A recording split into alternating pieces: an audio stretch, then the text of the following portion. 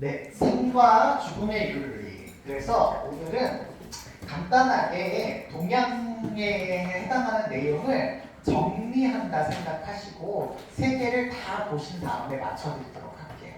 알겠죠? 시간 얼마 안 걸립니다.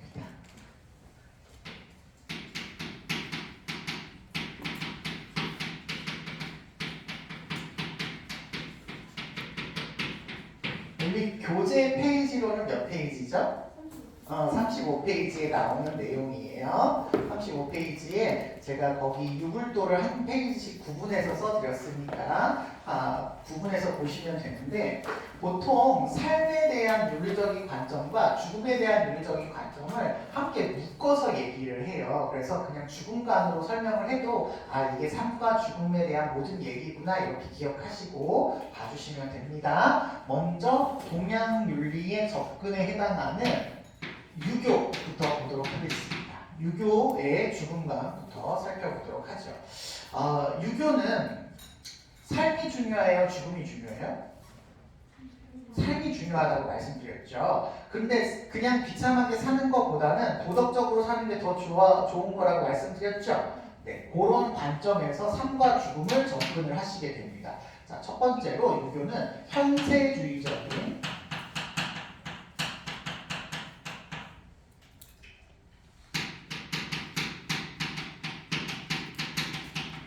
관점을 보이시고 있어요. 공자 선생님한테 제자가 오셔가지고 선생님 내세가 있어요? 내세는 어떻게 돼요? 라고 물어봐요. 그러자 공자가 선생님이 제자한테 다시 되묻습니다. 얘야 세상은 어떠니? 너가 살아가는 이 현재 세상은 어때? 이렇게 물어보는 거죠. 잘 모르겠는데요.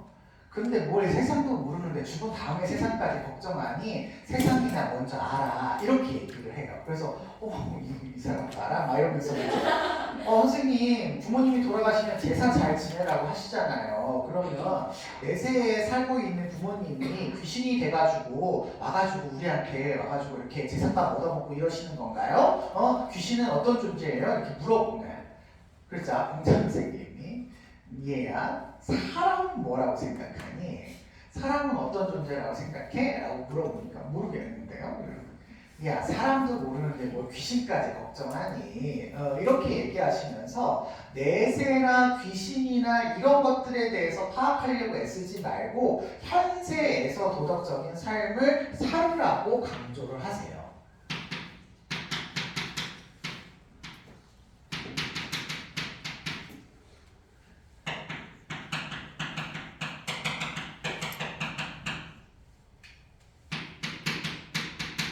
그런데 이게 이중적으로 표현을 했기 때문에 잘 기억해 주셔야 됩니다. 현세에서 도덕적으로 살으라고 했기 때문에 삶보다는 죽음보다는 혹은 내세보다는 뭐에 더 관심을 가지라는 거야? 삶에 관심을 가지라는 거야. 인간에게 관심을 더 가지라는 거야. 인간에게 관심을 가지라는 거야. 근데 그 삶과 인간이 어떻게 살으라는 거야? 도덕적으로 살으라는 거야. 그래서 이거보다는 뭐가 더 중요한 거야? 도덕이 더 중요한 거야. 도덕이 더 중요한 거야. 그러다 보니까 나오는 게 뭐가 나오게 되냐면 도덕적인 삶을 위해서 죽음을 선택할 수 있다고 나오게 됩니다.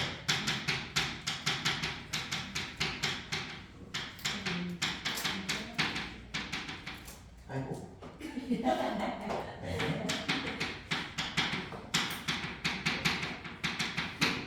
네. 이렇게 되는 거예요. 안중근 의사 선생님처럼 이렇게 내가 비굴하게 사느니 건강하게 도덕적으로 죽겠어. 이래가지고서는 살신성인의 자세를 보일 수 있게 되는 겁니다.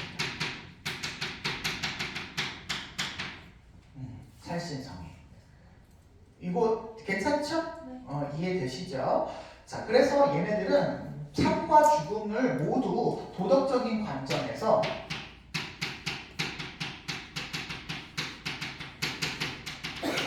삶과 죽음을 파악을 해요. 공자 선생님도 뭐 마찬가지로 죽음이라고 하는 건 모든 생명이 있는 존재라면 당연히 오는 과정이고 태어나는 과정이다. 그래서 죽음은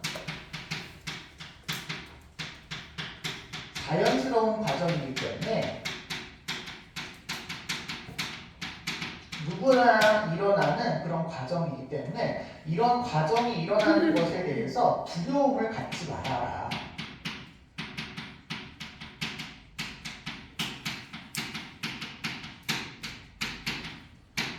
두려움의 대상이 아니다 라고 합니다. 결론으로 좀 미리 말씀드리자면 이 1번 있잖아요. 세균에서는 이 1번이 모두의 공통점이에요. 모두의 공통점입니다. 서양, 동양 모두 합쳐서 공통점이에요. 알겠죠? 만약에 두려워하라고 하는 아이가 있을 수 있겠잖아? 세균 교과서에 안 들어옵니다. 알겠죠? 두려워하지 않고 우리는 건강하게 살아야 되는 게 바람직한 윤리적 삶의 모습이기 때문에 세균 교과서에서 그렇게 얘기하신 분들, 죽음에 대해서 공포를 가지고 있고 막 이렇게 얘기하는 분들을 안 끄집어 와요. 알겠죠? 공통점입니다. 다 기억해 주세요. 그러다 보니까 당연히 죽음은 두려운 것은 아니야. 하지만 부모님이 돌아가셨어. 형제 자매가 돌아가셨어. 이런 경험을 해본 사람들은 아시겠지만 이게 슬프거든요. 이게 자연스러운 감정으로서 돌아가신 분은 내가 다시는 그분을 만나 뵐 수 없다라는 것 때문에 슬프다라고 생각을 해요. 그래서 그 자연스러운 죽음에 대한 슬픔, 자연스러움 빼고요.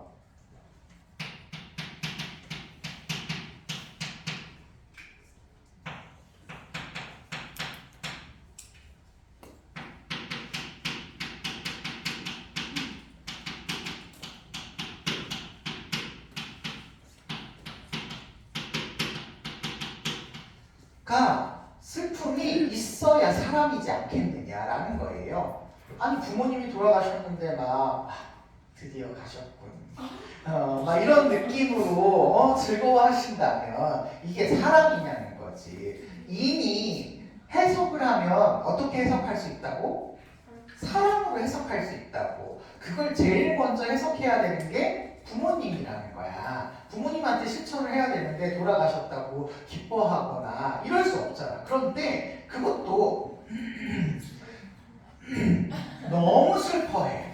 너무 슬퍼해가지고 부모님을 너무너무 효성이 지극한 사람들은 또 그럴 수 있잖아요. 막 사회 밤낮 모자라가지고 일주일째 아무것도 안 하고 식음을 전폐하고 계속 울고 불고 있으면 이 사람이 살아요, 못 살아요? 못 사니까 적당하게 슬퍼해야 되는 기준을 잡아놓은 겁니다. 기준을 잡아놓은 거예요. 이게 어떻게 보면 되게 웃겨요.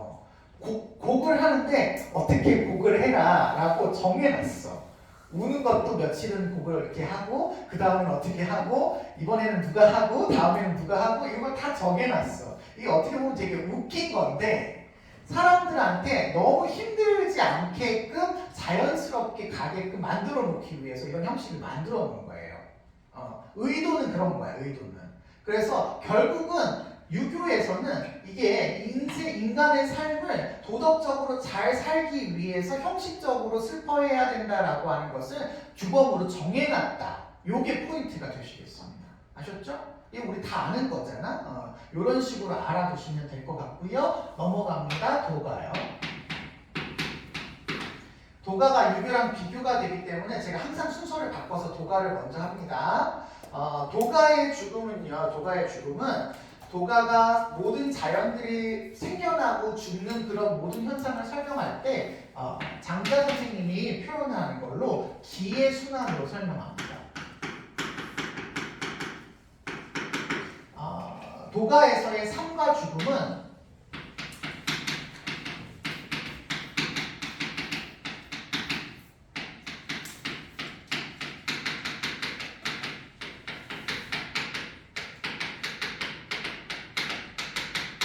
기가 순환하는 과정이에요. 이 기라는 개념 자체가 조금 어렵잖아요. 에너지 같은 건데 이 에너지들이 이렇게 응축을 하는 어떤 형상을 만들어서 사람이 되는 거고 죽으면 그 에너지가 흩어지기 때문에 죽음이다. 이렇게 보는 거거든요. 이거 쓸게요. 삶은 기가 모인 것인 거고, 죽음은 기가 흩어진 겁니다. 흩어진 거예요. 이게 모든 자연 만물이 다 똑같아. 그쵸? 그래서 이게 자연스럽게 밤낮의 변화와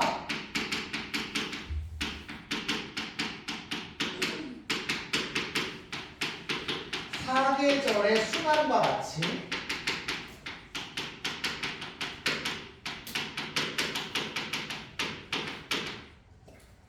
자연스러운 과정입니다.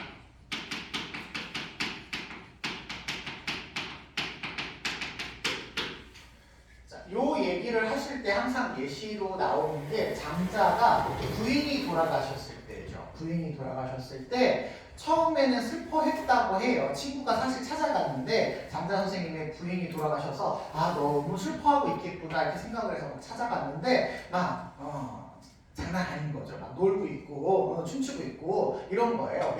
나 공자가 봤을 때는 또라이인 거죠.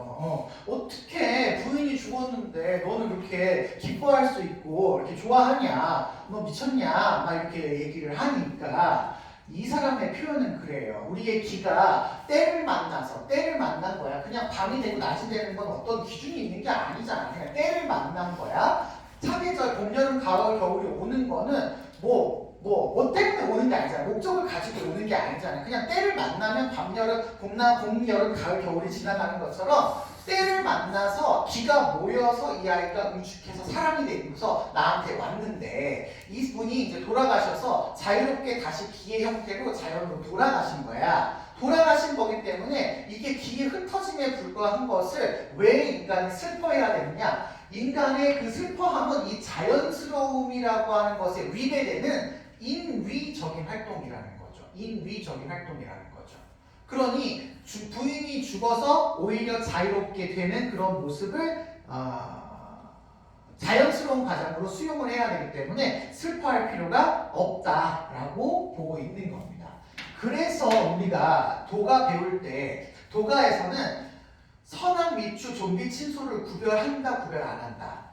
안 한다고 했잖아. 이걸 우리가 평등하게 바라보는 관점이라고 말씀드렸죠. 평등한 자연관을 얘는 가지고 있기 때문에 삶도 기의 순환이고 죽음도 기의 순환이니까 삶이 기쁘다거나 죽음이 슬프다거나 이렇게 나눌 필요가 있다 없다.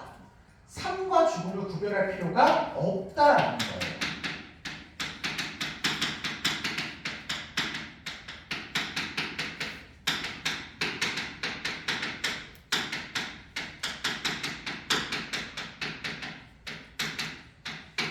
삶과 죽음의 차별은 그냥 자연의 흐름일 뿐인데 이거를 구별하는 건 누구의 지식이라는 거야. 인간의 지식이라는 거죠. 인간의 지식이라는 거죠. 그래서 이런 삶과 죽음을 구별하지 말아야 하기 때문에 죽음을 뭐 할 필요가 없어요. 슬퍼할 필요가 없습니다.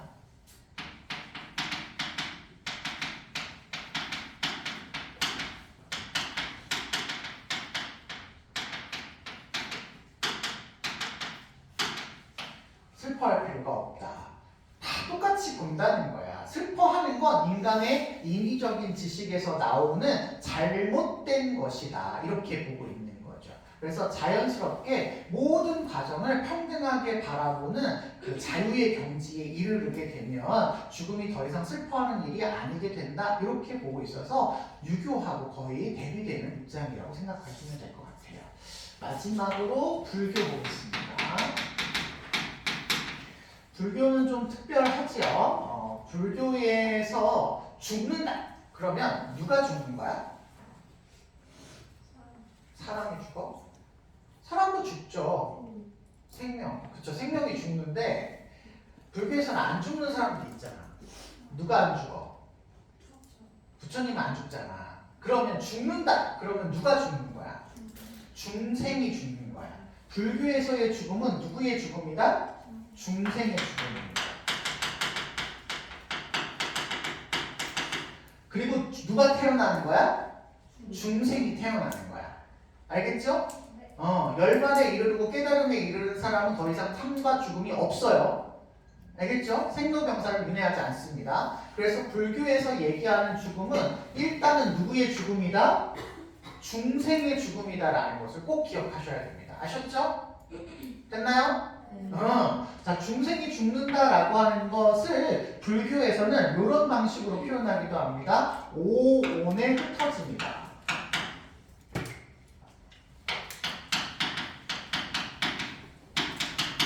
오온에 흩어집니다. 이렇게 표현하기도 합니다. 지난번에 불교 얘기할 때 오온을 간단하게 말씀드렸잖아요. 인간을 구성하고 있는 5가지 요소를 오온이라고 한다. 그 5가지 요소 중에는 식수상행식인데, 식수상행식이래. 색수상행식이죠.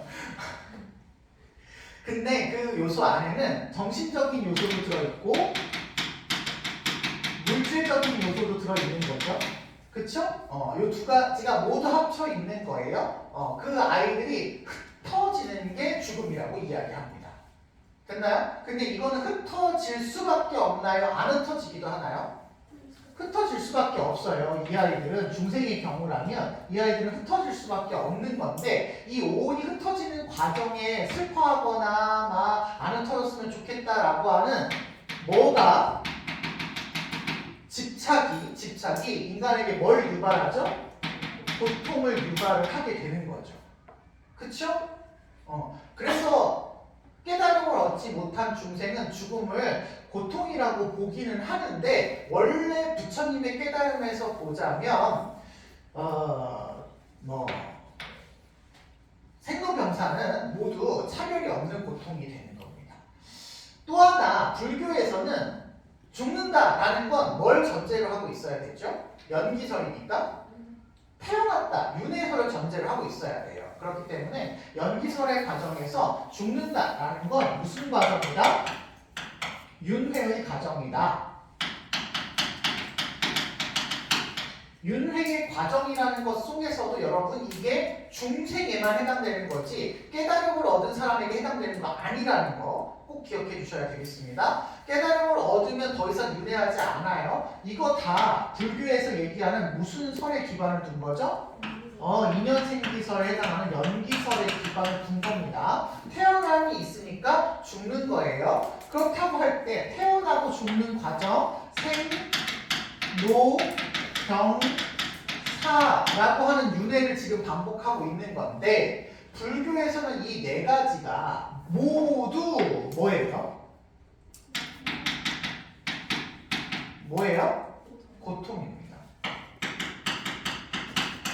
고통이에요.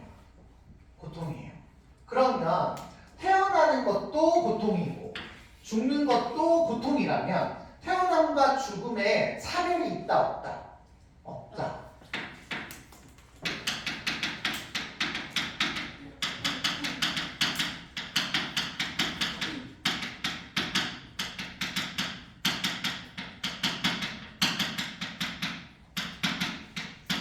무의미하다는 걸 깨달아야 돼. 안 깨달아서 자꾸 우리가 뭐한다? 집착한다. 이런 거죠. 생과가 아니죠? 정신 나갔네. 생사에 대한 구별은 의미가 없다. 그리고 윤회를 하는 이 대상에게는 생로병사가 계속 뭐하기도 해요? 순환하기도 하죠? 계속 반복해서 순환하기도 합니다. 그러면 도가와의 공통점을 좀 찾아봐요. 일단 삶과 죽음을 결정하는 요소가 얘는 뭐예요? 기고요. 인간을 구성하는 요소가 뭐예요? 예입니다. 그러면 결국 죽음이라고 하는 것, 태어나는 것이라고 하는 것, 이 삶을 결정하는 요소들이 합쳐졌다, 흩어지는 과정으로 설명한다. 요건 똑같죠? 근데 그 요소가 뭔지는 다른 거죠. 그쵸? 거기에다가 삶과 죽음은 순환한다, 돌고 돈다. 얘도 돌고 돌죠? 중생의 경우에 돌고 있기 때문에 순환한다. 그렇기 때문에 삶과 죽음을 뭐하지 말아라? 구별하지 말아라 라고 이야기를 합니다. 아셨죠? 여기까지가 공통점이 될 수 있어요. 물론 아까 선생님 맨 처음에 얘기했던 요거는 모두의 공통점입니다. 알겠지? 자, 그때 생로병사를 순환할 때 법칙이 있잖아. 내가 지금은 인간인데 다음 생에 다시 태어날 때 어떤 존재로 태어날지는 어떻게 결정이 된다고 했었죠? 뭐라고?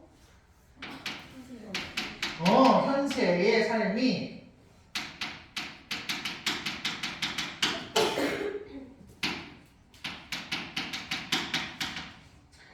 현세의 삶이 업보가 돼서 업보라는 말을 좀 기억해 두라고 했어요.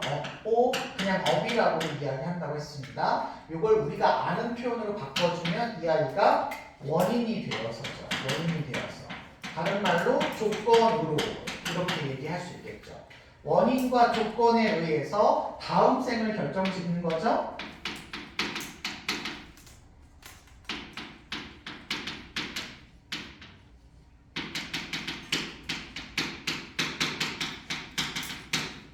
다음 생이 이 원인과 조건에 의한 뭐로 나타난다? 결과로 나타난다. 그래서 불교에서는 모든 것을 원인과 조건에 의한 결과로 인지하는 무슨 관계로 바라본다? 인과관계. 그래서 불교에서는 개인적이고 독립적이고 개별적인 존재라는 아이가 있을 수 있다 없다? 없다. 상호 의존적인 관계로 바라본다. 그렇다고 할 때 우리가 다음 생에서 훌륭한 아이로 태어나려면 현재의 삶을 어떻게 살아야 돼? 잘 살아야 돼. 다른 말로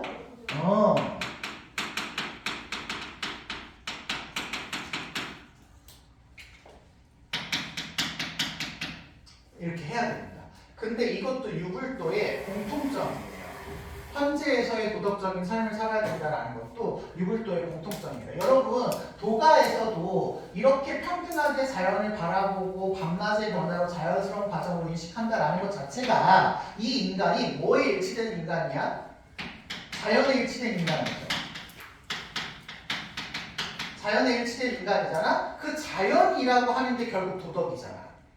그치? 그러니까 도덕적인 삶을 살아야 된다라는 것을 유불도가 모두 얘기하는 표현이라고 기억해 주셔야 되겠습니다. 됐나요? 자, 그럴 때 우리 죽음에서 벗어나는 방법, 죽음의 어떤 고통에서 벗어나는 방법 하나만 더 복습할까요?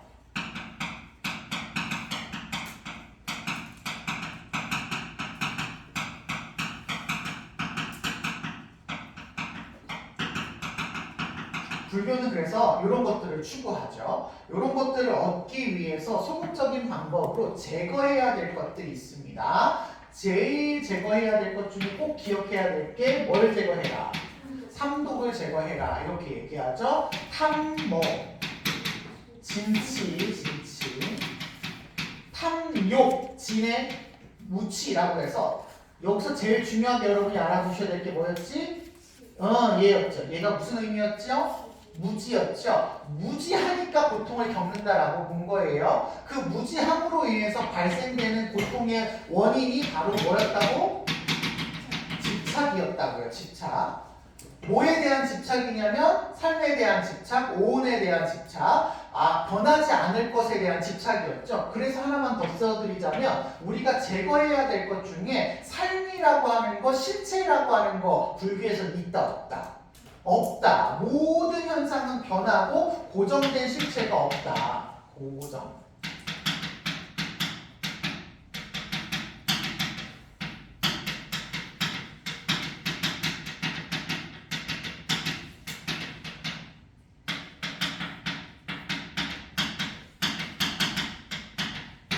변한다라고 하는 지혜를 가져야 된다라고 불교에서는 얘기하죠. 이 지혜를 얻기 위해서 얻어야 되는 것들이 있잖아요. 이걸 우리는 줄여서 뭐라고 표현했냐면 삼학을 수행해야 된다. 이렇게 말씀을 드렸죠. 삼학. 개, 정, 해라고 해서 이 아이가 뭐를 의미했지? 지혜를 의미했다. 그래서 지혜를 얻어야 된다라는 것을 강조하시고 있다라는 것을 알고 계시면 되시겠습니다. 그 다음에 뭐 팔정도, 중도 이런 얘기도 해드렸죠? 다른 말로 세상은